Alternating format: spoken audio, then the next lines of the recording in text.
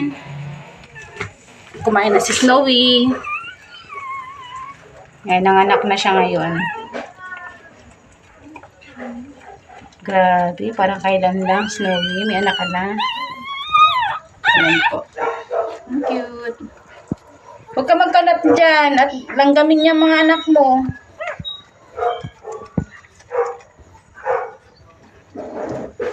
Sa kwarto siya nanganak. Pero nilipat namin dito para meron siyang privacy. Cute, cute, cute, cute.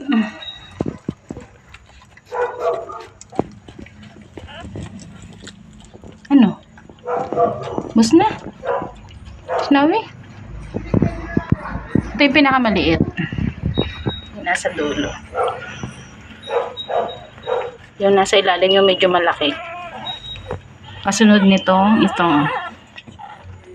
Huwag mong dilaan yan. Galing ka kumain ng pagkain.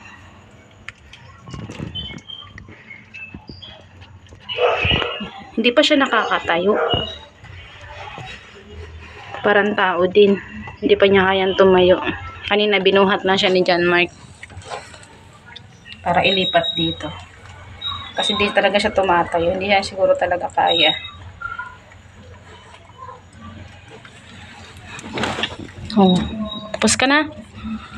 May kanin ka pa. Hindi ka pwede malagyan ng kanin dyan. Langgamin yung mga anak mo. Ah, tubig. Sige na.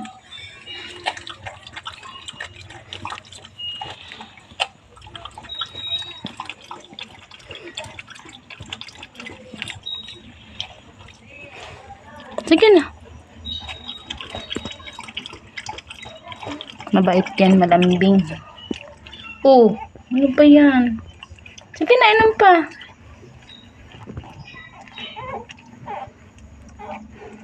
Inom ka pa. Snowy, inom ka pa tubig. Kaya na?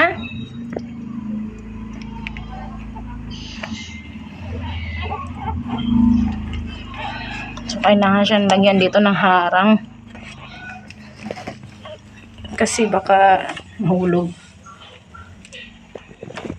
Ang cute. Saka lang tayo mag-iisip ng mga pangalan yan. Ganyan talaga sila. Tinutulak yung tiyan ng ina. Bakit kaya? Ano na? Halika dito. Sus, naghahanap ng dede. Ito yun. Daming dede, oh. Ayan. Ayan mo.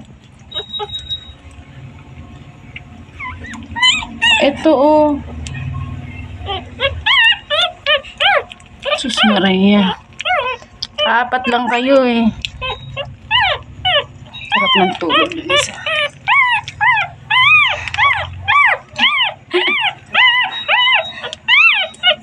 Yan at may pamos na eh.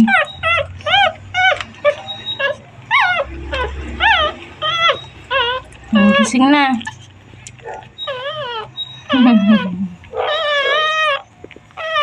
Ito ang cute nito. Oh. Parang foreigner. Ito yung pinakamaliit. Bunso. Makain na, nag-iingay pa. Ganyan talaga sila.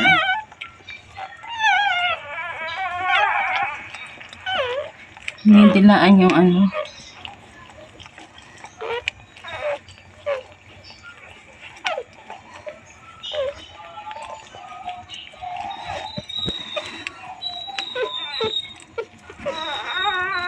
Okay.